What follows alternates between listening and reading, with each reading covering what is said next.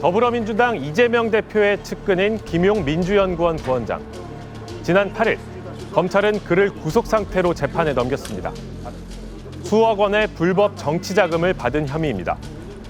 시기는 이 대표가 대선 예비 후보였던 작년 4월과 6월이라고 합니다.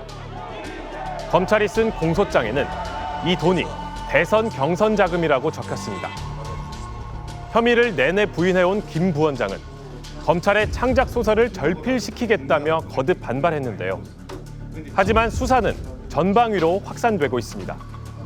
김 부원장을 기소한 지 하루 만에 검찰은 이 대표의 또 다른 측근인 정진상 정무조정실장의 집과 사무실 등을 압수수색했습니다. 2013년부터 총 1억 4천만 원의 뇌물을 받았다는 등의 혐의입니다. 법원이 기각하긴 했지만 검찰은 정 실장에 대한 체포영장까지 청구했는데요. 이처럼 수사가 급물살을 타자 그간 말을 아껴온 이재명 대표는 작심한 듯 반격했습니다. 검찰의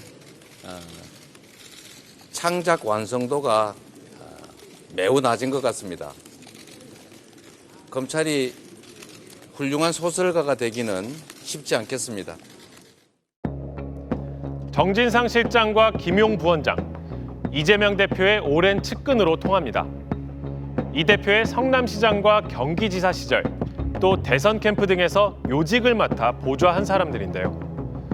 이들 두 사람에게 검은 돈을 줬다고 검찰이 의심하는 인물.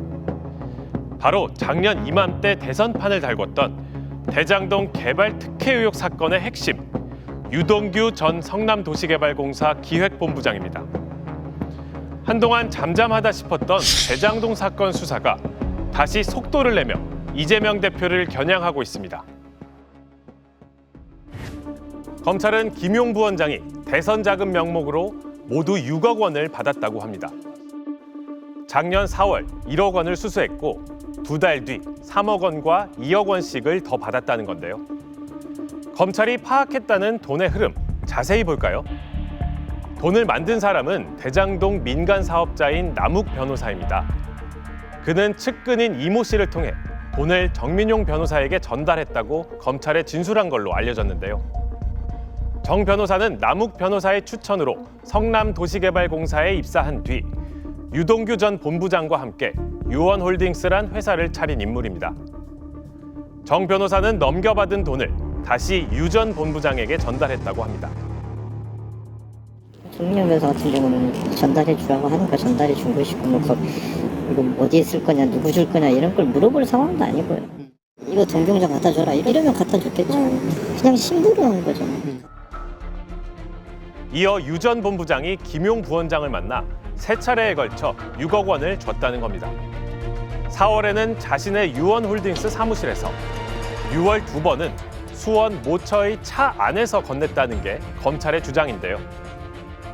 유동규, 남욱, 정민용 등 대장동 사건 핵심 피고인들의 진술이 단초가 됐다고 합니다. 대선 자금으로 쓰일 거라는 걸 좀 알고 계셨을까요? 경선 자금을 알고 있습니다. 물론 진술만 있는 건 아니겠죠. 물증도 있다고 합니다. 김용 부원장을 기소한 지난 8일 검찰 수사팀 간부가 출입기자들과 만났습니다. 이 자리에서 객관적 증거, 그러니까 물증이 뭐가 있냐는 질문이 나왔는데요. 검찰 간부는 재판에서 공개하겠다며 밝히지 않았습니다. 그런데 어찌 된 일일까요? 검찰이 확보는 했지만 못 밝힌다던 증거들의 정체, 이미 한참 전부터 언론을 통해 대거 흘러나와 돌아다니고 있었던 겁니다. 남욱 변호사의 측근이자 돈 전달책이었던 이모 씨가 썼다는 메모가 대표적입니다. 조선일보가 지난달 21일 새벽 5시에 단독 보도했다. 이렇게 돼 있군요. 공교롭게도 이 기사가 나간 지 1시간여 뒤인 오전 6시를 조금 넘겨 김용 부원장의 구속영장이 청구됐습니다.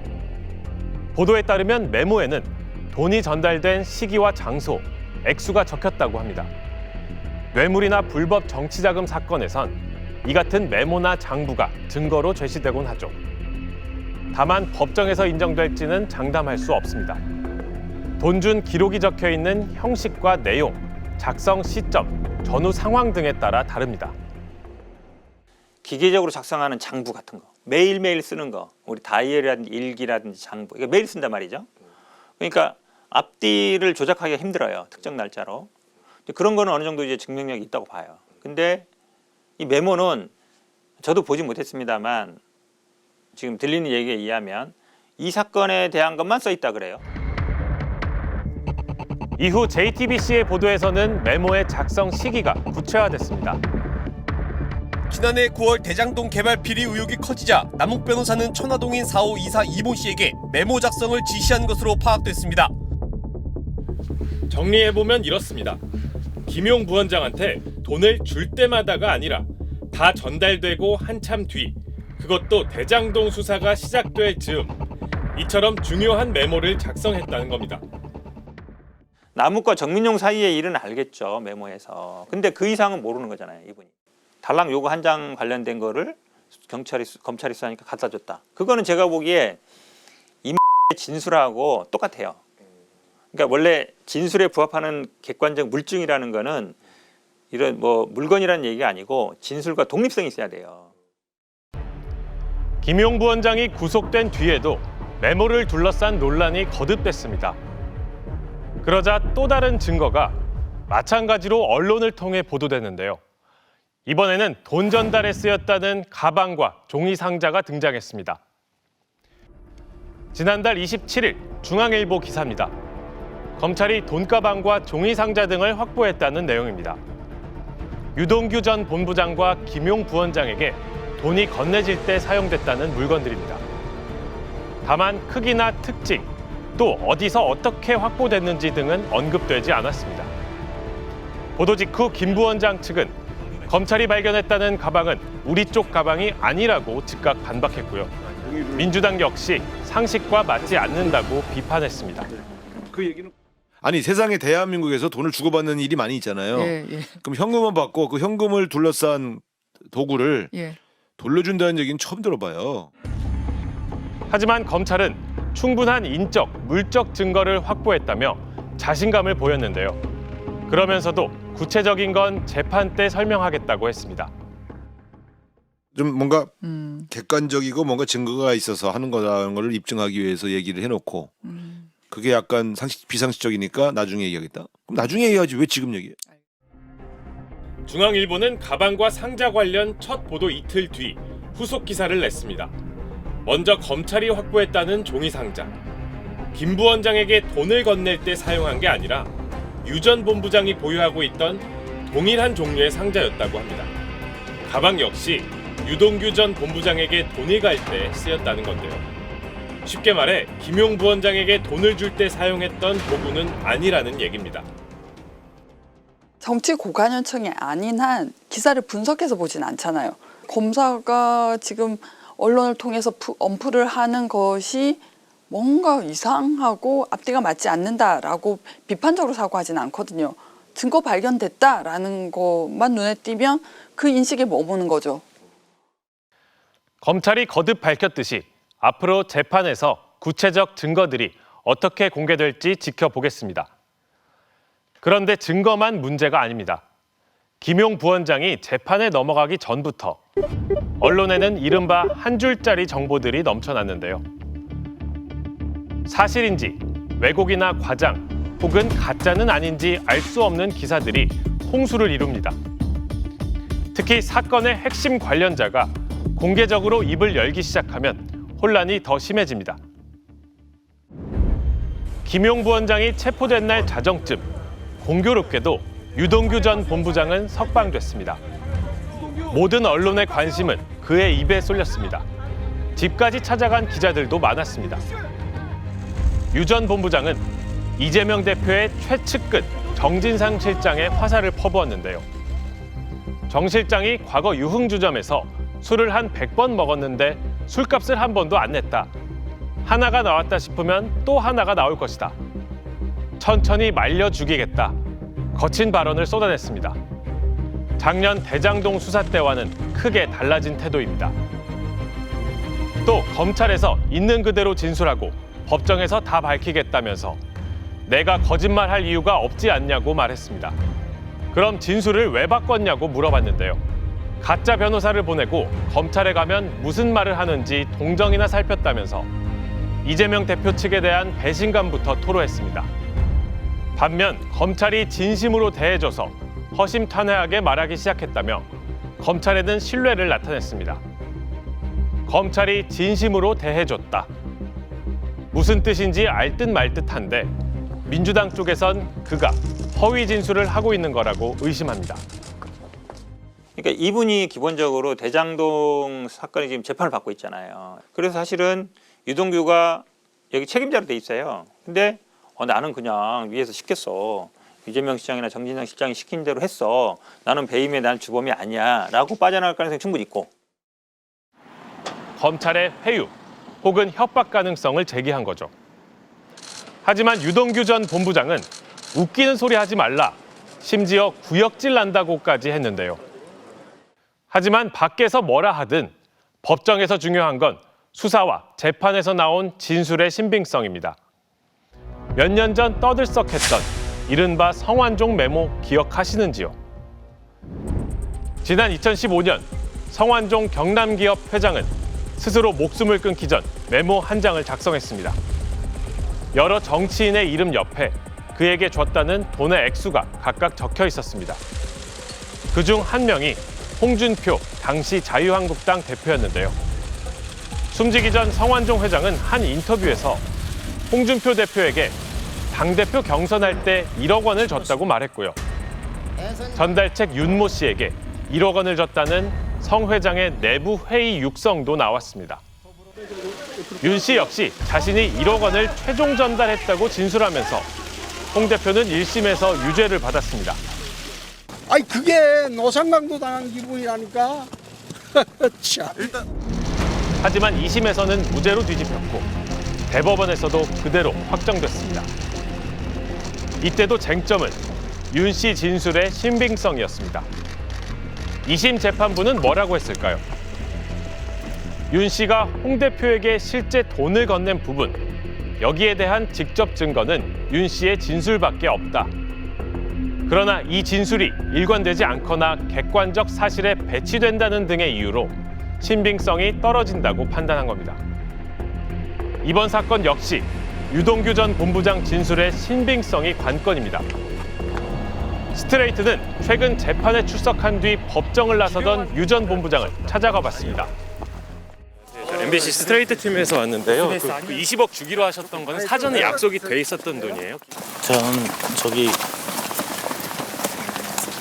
집에서는 인터뷰 안 합니다. 돈 전달 당시의 구체적 상황을 물었더니 검사한테 물어보라며 답을 피했습니다. 차 안에서 돈 준 건 어디서 주셨다는 거예요? 네? 차 안에서 돈 줬다고 이거는. 저는 가급적이면 그거는 검사님한테 물어보세요. 그게 제일 궁금한데 낮인지 밤인지 검사님들한테만 물어보세요. 김용 부원장의 공소장과 정진상 실장의 압수수색 영장을 보면요. 정진상, 김용, 유동규 이 세 사람의 10년 넘는 유착 관계를 강조하는데 상당한 분량이 할애됐습니다. 특히 김 부원장 공소장의 경우 57번 등장한 이재명 대표 이름이 김 부원장보다 더 많이 나옵니다. 이번 수사가 그냥 불법 대선 자금 정도를 처벌하는 데 그치지 않을 거란 뜻입니다. 우선 측근들에게 건네졌다는 뒷돈이 대선 자금으로 쓰였다면 그걸 이 대표가 알았는지부터 밝혀져야겠죠.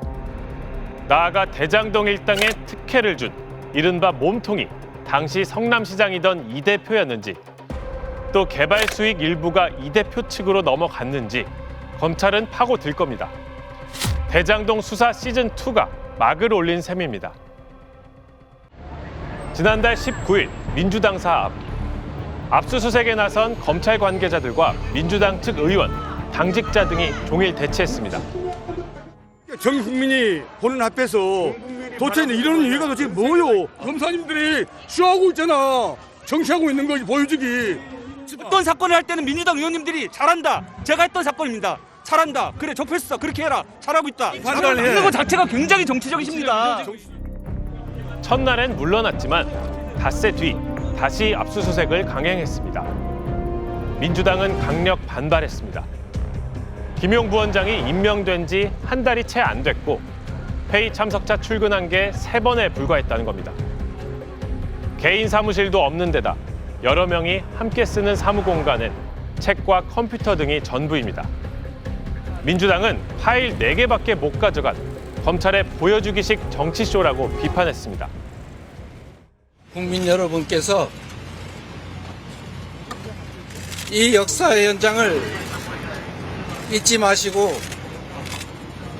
퇴행하는 민주주의 꼭 지켜주시기를 바랍니다. 검찰은 이달 10일 3번째로 민주당사 압수수색에 나섰습니다. 이번엔 정진상 실장의 사무실이 대상이었습니다. 하지만 당사 안에 정 실장의 사무실은 물론 책상도 없다는 걸 확인한 뒤 철수했는데요.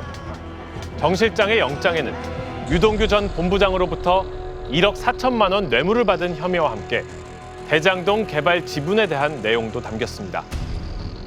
대장동 사업의 지분 중 24.5%를 정진상, 김용, 유동규 3명이 함께 가졌다는 건데요. 좀 이상합니다. 작년 10월 검찰은 유동규 전 본부장이 대장동 개발이익 4,040억 원 중 700억 원을 뇌물로 약정받았다며 재판에 넘겼는데요. 그런데 지금 와서는 그 돈이 유동규뿐 아니라 정진상, 김용 3사람의 몫이었다는 겁니다. 돈을 나눈 이익 공동체가 이재명 대표 쪽으로 확장되는 흐름이죠. 지난해 정진상 실장이 유동규 전 본부장의 휴대전화를 버리라고 한 것도 정 실장의 혐의를 감추기 위한 목적에서 벌인 일이라고 검찰은 보고 있습니다. 유동규 전 본부장은 아예 한 발 더 나갑니다. 700억 원 중엔 내 몫은 없다는 말까지 검찰에서 했다는 보도가 최근 나왔는데요. 현재 재판을 받고 있는 대장동 관련 배임과 뇌물 혐의에서 완전히 벗어나려 하는 걸로 보입니다. 이처럼 관련자들의 말이 바뀌면서 검찰의 수사망은 이 대표를 향해 좁혀오고 있습니다. 죄가 있으면 벌을 받는 게 당연하죠. 국회 과반 의석을 가진 제1야당 대표도 마찬가지입니다. 하지만 수사 과정에서 빚어진 보복 수사, 표적 수사 논란은 검찰로서도 부담이 아닐 수 없습니다. 더욱이 검찰은 국민적 의혹이 높은 대통령 주변 수사에 사실상 손을 놓고 있다. 이런 비판에서도 자유롭지 못하죠. 어찌됐든 검찰과 이재명 대표는 외나무다리에서 맞선 상황입니다. 이번 수사와 재판 결과에 따라 둘 중 한쪽은 치명상이 불가피할 테니 말이죠.